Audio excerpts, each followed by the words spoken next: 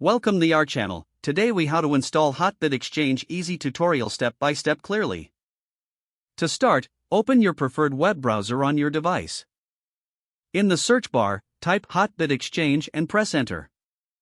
Click on the official Hotbit website link from the search results. Once the website loads, look for the sign up button, typically located in the top right corner. Click on the sign up button to initiate the account creation process. Fill out the registration form with your email address and a strong password. After entering the required information, click on the Create Account button. Next, check your email for a verification message from Hotbit. Open the email and click on the verification link provided. Now return to the Hotbit website and log in with your registered email and password. Upon logging in, you may be prompted to set up two-factor authentication for added security. Follow the on-screen instructions to complete the two-factor authentication setup. Once set up, navigate to the Wallet section in your account dashboard.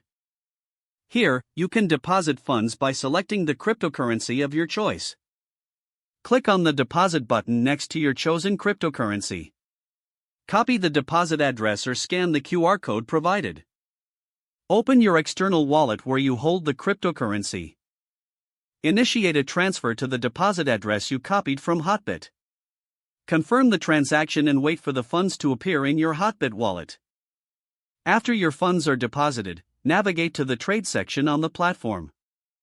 Choose the trading pair that matches the cryptocurrency you deposited. Now, you can place your buy or sell orders based on your trading strategy. Review your order details carefully before finalizing the transaction. Once satisfied, submit your order and await confirmation. Congratulations, you have successfully installed and set up your Hotbit Exchange account. If the page does not load, refresh the browser or try again in a private or incognito window. Make sure you are using the correct email address, then retype it carefully to avoid small typos. If your password is not accepted, use the reset option and create a new strong password you can remember. Don't forget to like this video and subscribe to our channel for more step-by-step tech guides.